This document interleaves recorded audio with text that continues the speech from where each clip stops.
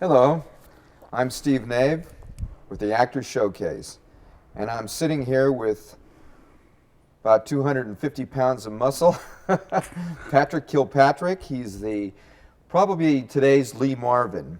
He's been a villain in many movies. You probably recognized him in movies like Minority Report with Tom Cruise and many, many other things. Patrick, welcome to the show. My pleasure. Glad to have you. Nice to talk to you in this beautiful place. Yeah, isn't this incredible? Yeah, it's awesome. I could sit here all day. In fact, if they want to adopt me, I'm willing. But Patrick, tell us a little bit about your career. How'd you get started, and what inspired you to get into acting? You know, for me, it was really, I honestly believe in destiny, and it was, I never had any intention to get into acting. I was a journalist and an advertising writer in New York and worked for most of the magazines, and then I took a break to write a novel and ended up splitting a house with an actor, becoming a very prolific theater director, a guy named John Tillinger. So I ended up assistant directing and directing on Broadway and off Broadway, even before I got into acting. And I just sort of stumbled into it. I worked very hard once I got into it, but it really was destiny. That's great. It sounds pompous on some level, but really it was not by calculation. Go ahead. Sorry. Well, I was going to say, I think the universe's plan for us all is more involved than what we envision. Mm-hmm. How many years have you been acting now? 25. Wow. Since about 84. Are you glad you made the decision to continue? Oh yeah, you know, it's been a great life. Yeah, you know, you're always making up lines for different things. I was aware that Billy Bob Thornton was a writer long before he became a movie star, because he would be in these terrible movies, or perhaps I should say they were less than stellar, but he always had these great lines. And I said, that guy's a writer, you know, because he's giving himself great lines. So I was able to do that starting back. It's interesting, you were talking to the lady who worked with Guy Hamilton, but I think I had 10 lines in a movie called Remo Williams, The Adventure Begins, and I wrote them all. Wow. So being a writer helps. I think it changes your brain chemistry to be a writer. Like, I always recommend to young actors, particularly actresses, to get into writing and producing, because it does something to your brain chemistry, and it puts you on a different informational loop. You're something else other than just somebody wandering around looking for another job. Do you prefer scripts, or do you prefer books, or what writing do you do the most? In my life, I've done all different kinds of things. I started out journalism, and advertising was very helpful, because you get a rhythm with those kind of things. Advertising was a great beginning for any kind of writing. Then I wrote plays. I primarily write scripts now, but you're writing strategic materials because you're raising money. Communications with a lot of people. It's a really great complementary skill to acting. Did you learn this in school, or did you just develop it on your own, or how did the writing come? You know, I think I was always a writer. It was an early way to get praise from my parents. If I came up with a new word or a metaphor or something, they would not beat me as much. No, they would. I'm sure they'll be happy to hear that. Well, my dad passed away, but they really put a high emphasis on education and appreciated it. So, and you can go a long way with a good vocabulary. Where did you go to school prior to acting? I went to Woodbury Forest School for Boys in Virginia. Then I went to a school called Gilbert School, and then I went to University of Richmond, which is in Virginia, where my dad went, my mother went, and my sister and brother went. Then I went to NYU to study film and videotape a little bit. You were also an athlete. Tell us about that. You know, I was always very physical, so. Gee, I can't imagine that, really. Yeah. You know. That stood me in good stead too. It's, you know, the whole thing, I think it's about being useful to the business. You know, if you have got an extra $50, it used to be $50. Now I think it's $350 for an hour. Then you pick up an extra dialect, or you learn how to drive motorcycles, or you learn how to shoot guns, and writing, whatever can make you useful. I think that's one reason why I keep working, is because you make yourself useful on a lot of different levels.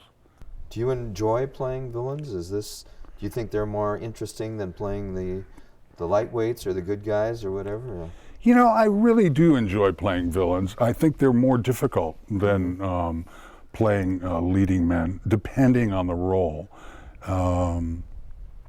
I've played some good guys, and I like that almost as a break from playing villain. I mean, it takes a lot of energy to be a psychotic, generally. I just do that normally, but yeah. That's well, there's a sensual psychotic too. I mean, playing a cinematic villain is, you're hopefully, I try to get as many colors into it as possible. So if you can have the audience come away with maybe being a little titillated by you and a little, maybe they're creeped out, but at the same time they think you're kind of cool at the same time. So there's a lot of variety to cinematic villain, which often doesn't manifest itself in real villainy. In real life, some killers can just be the most boring of people. Right. In the movies, you're always driving for some multi-dimensional thing. I like trying to get in some kindness in them as well. Rarely are people mono-dimensional. Spielberg's villains, if you watch them, most of them are Nazis, which is understandable. They're in the collective unconscious. They're enduringly fascinating because of the level of evil, and also because of the level of expertise that was involved in a lot of it. The design, the mass manipulation of thousands, millions of people. So yeah, villains can be really extraordinary. You've got a lot of depth to you, Patrick, that I didn't realize when I first met you. Well, see, that's the good vocabulary comes in. Well, that's working. You can dispel the... You read the book and all of a sudden it works. Yeah, you can dispel the footballer kind of image pretty quickly. It helps. Vocabulary, you can seduce, you can manipulate, you can do a lot of different... If you're serving... I always tell actors and stuff, it's all about education. The glory of acting and writing and producing is that you're always educating yourself. And really, to be honest, that's still what turns me on, is learning a new skill, whether it's fishing or a dialect or whatever. That's what's going to make you enduringly useful as an actor or a writer or a producer. Do you usually plan that when you get the part, or do you just try to round yourself out and be able to do so many things when those parts come up? It's a really interesting question, because see, the business is not going to let you be something unless let's say you're in that upper echelon of maybe 10 or 20 people, a Brad Pitt or something like Tom Cruise or an Angelina Jolie, unless those people get to change after they get a role. But most of us have to go in the door as those people. Right. So I made up my mind a long, long time ago that I would choose as I chose to change, and then the jobs would catch up. And it always does that. And there's also a spiritual thing that happens too, because I'll get sick and bronchitis and lose 30 pounds, and then all of a sudden I'm playing a quivering bomber. The universe has a tendency to put you in the right state for whatever you're becoming. But if I decide I want a mustache, I grow a mustache, and then the job comes towards me. Do you always keep yourself fit, or is it just a natural body type, or how do you? No, you're a big guy. I work out a lot. Yeah. For a variety of reasons. One, psychologically, it burns off. I'd probably be killing people on some level if I didn't have that You release. want to cover me over here? Well, modern life, the stress of life. Sure. I'm involved in producing, writing, acting. You get material at 10 o'clock at night, and at 10 o'clock the next morning, you got to be Quasimodo. So you need to you better have good habits. I think actors or creative people get into real problems when they have sort of negative habits. Don't get me wrong, I've probably sinned as much as anybody on the planet, but the plain fact is, I always had athleticism to balance it off. So, You know, I just played the Terminator on Sarah Connor Chronicles. If I wasn't lifting weights and making myself big, Yeah. I wouldn't be doing that kind of work. So I think it really behooves you to kind of foster whatever instrument you've got. Do you have a preference over acting, directing, producing, writing? If you had to do one, what would be your first choice? You know, if I right now, I'd really. We've got a movie that we're doing, my film company, and I really. It's a complementary situation because I'm acting in the film, but I really get off on the notion of leading a group of people after a particular time, and I think that's just a natural course of evolution. I love acting, and I love writing.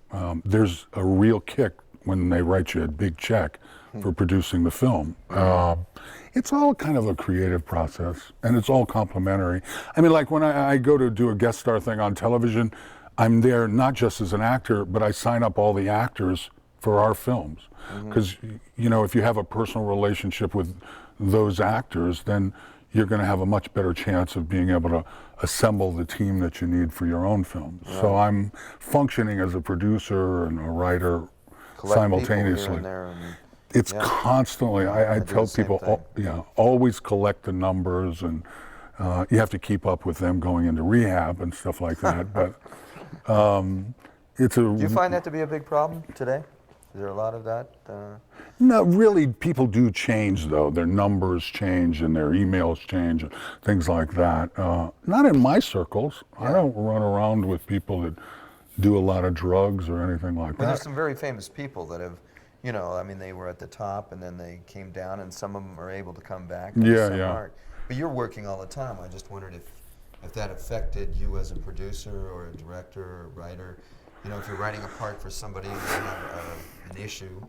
I wouldn't get too much involved with it. If you've got somebody who's firsthand, I've experienced the destructiveness that one person can have on a movie set. If they really can destroy your movie. So you've got to be really, really. You could almost use anyone as long as you could isolate them somewhat. But if you're talking about a person who the film is really resting upon, you got to be really careful. Unfortunately, there's a whole cadre of people who've had those kind of issues, and you're really pulling for them, but you better make sure that you're not going to lose your film. I mean, I won't even name names, but there are people who have risen out of that and gotten Academy Awards and stuff.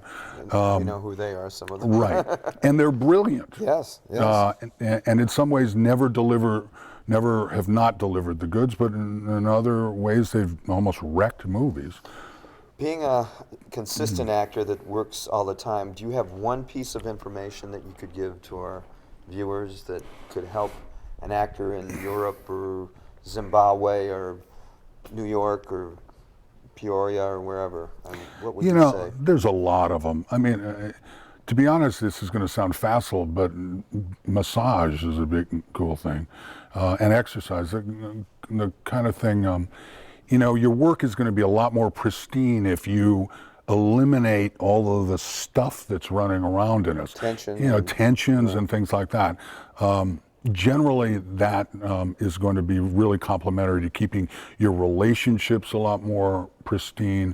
You're not going to get injured. In my case, I do a lot of physical stuff. If you didn't take care of those things, somebody's going to get hurt. And the work is going to be much more difficult. Going through the universe becomes more difficult if you're carrying around a lot of that stuff. So, I mean, I usually get a lot of massage when I'm working. Do you ever get the needles too? Acupuncture? That's what I'm talking about. I have done. In fact, a couple times I was doing plays and I literally could not walk. And they carried me into the acupuncture, and then you get the treatment and head back and go right back onto the stage. So all of those things are cool. Whatever, you are an athlete. You are an Olympic athlete, whatever it takes in order to do that stuff. And also, if you want to have longevity, you've got to do those things. If you get into the drinking and you get into the smoking and the drugs and all of those things, in some cases, if you're again, I don't want to mention some great actors. It colors their performances and they become something else. But there's going to be a downside to that. Not everybody is an athlete in that sense. Some great, particularly I think in the actors in the British tradition, a lot of them have drunk and smoked and stuff like that. And they're brilliant character actors. But there's a cost to that too. Well, what I'm looking at is kind of a big work in progress. I mean, you're working at it from a cerebral, physical, emotional. I mean, you're approaching your career, and I think really intelligently in so many facets that I think you're ahead of a lot of actors that are just working on the physical or just the emotional. I mean, you can do so many other things. Well, I think you have to. I'm a big believer in doing what the universe offers you in a certain way. Then you have to have the wherewithal to drive forward when it gets tough, because it's going to get tough. Right. 9/11 happened, there wasn't any acting work for a while, but usually I believe in the appropriateness of the universe. There wasn't a lot of acting work, so I went around the world and got into public speaking and raising money for films and stuff like that. And in a sense, that's a very strong component to what you end up doing. So even if it seems like I broke my back in a car accident. Wow.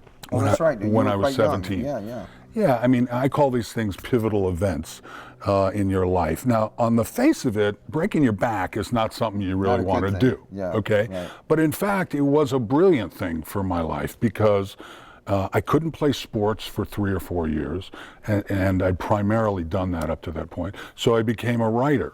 And so by the time I got to acting, 10 years later, I had sort of the body of an athlete again, but the mind of a writer, which was the perfect complement to, I think, a perfect complement to what I needed to do. So you helped build your body to heal, right? I mean, which really stood me in good stead too, because early on I got into rehabilitative exercise, the massage, the acupuncture, those kind of things, so that when I was doing my own stunts in 130 films and television shows, primarily, then I was able to heal myself pretty quickly. Just like if you were an Olympic athlete or a professional football player or whatever, you better play the game on Sunday and then you got to put yourself back together. And rest, yeah. How many films do you, what percentage, let me say that this way, how many percentage of films do you do your own stunts in?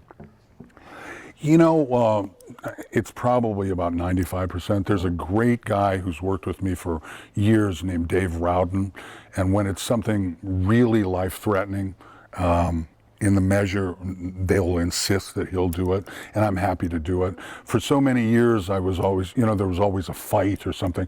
You end up doing those things anyway, but they, maybe a high fall or something like that, and Dave did a ratchet job that I did in Last Man Standing where they blew him out the window.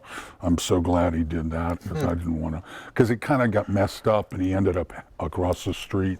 The funny thing about being big or whatever people perceive you as is that you get a rose-colored view of people because nobody gives you any grief.